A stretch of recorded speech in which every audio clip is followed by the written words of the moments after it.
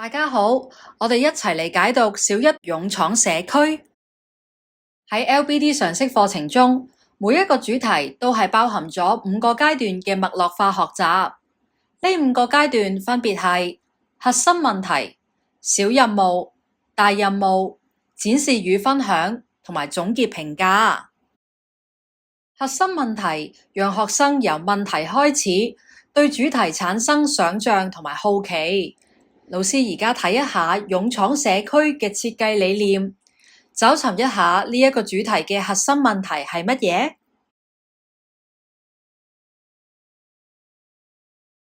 呢一個主題嘅核心問題係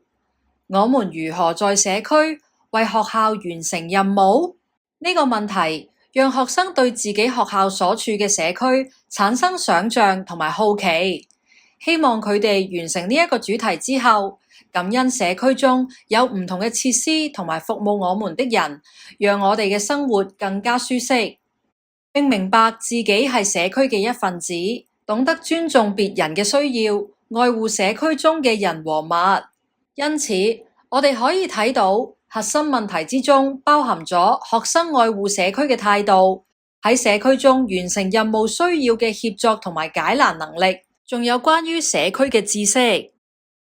學生透過小任務建構進入高階探究所需要嘅態度、技能同埋知識，以回應核心問題。勇闖社區中只有一個單元，但係當中鋪排咗唔同嘅小任務，讓學生從簡單嘅操作準備到社區完成任務。首先，讓學生從自己嘅經驗出發，具體咁樣透過自己嘅日常生活，立體咁樣建構對社區嘅認識，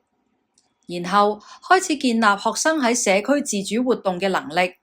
並且透過社區考察，明白到公德心嘅重要性。喺小快遞闖社區嘅任務中，延續學生喺校園繽紛樂，以自己嘅能力貢獻學校嘅態度，讓學生按學校裏的人嘅需要，應用唔同能力同埋對社區嘅認識，到社區中為佢哋辦事嚟到完成任務。由此可見，喺整個主題中，學生會一步一步咁樣建構與主題相關嘅態度、技能同埋知識，讓學生最終可以喺大任務之中回應核心問題。而家就等我哋睇下勇闖社區裏邊小任務嘅例子。喺第1至8教節當中，學生從自身經驗出發，展開對社區嘅探索，並且從社區考察嘅經驗中反思，明白到公德心嘅重要性。過程之中，學生需要進行觀察、實地考察、記錄同埋整理資料，並且製作地圖喺大任務之中使用。喺第7至8節當中嘅小任務，學生表達自己對公德心嘅理解，並透過制定外出時應該遵守嘅規則，以行動實踐公德心。老師可以喺呢一個總結性評量裏邊，檢視學生對以上嘅態度、技能同埋知識嘅掌握，準備好學生到社區進行大任務。經過探究歷程之後，學生應用喺小任務所建構嘅態度、技能同埋知識嚟到回應核心問題：我們如何在社區為學校完成任務？喺大任務之中，學生會接受小快遞闖社區嘅任務，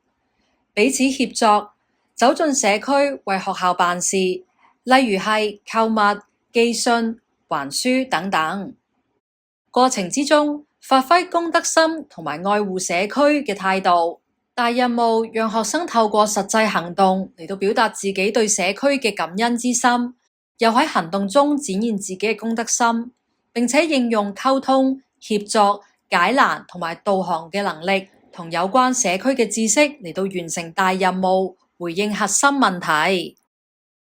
學生喺完成小快遞闖社區嘅任務之後，需要向學校裏給予佢哋任務嘅人進行匯報，分享佢哋嘅行動成果，亦都讓學校裏嘅人見證自己嘅付出同埋努力。之後，學生更會回顧自己行動時嘅情況，為喺社區任務中幫助過自己嘅人製作心意卡，將呢一份感恩之心帶到社區中與人分享。喺總結評價中，師生一同總結同埋檢視整個學習經驗，給予回饋，並且讓家長對學生嘅學習進行評價。學生及老師評價表中列出學生喺該年嘅重點發展技能。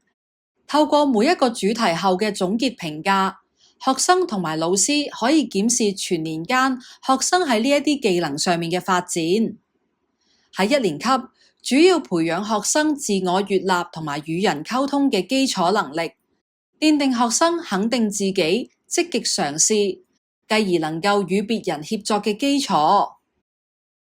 透過老師同埋家長嘅質性回饋，亦都可以讓學生、老師同埋家長對學生喺態度、技能同埋知識上嘅發展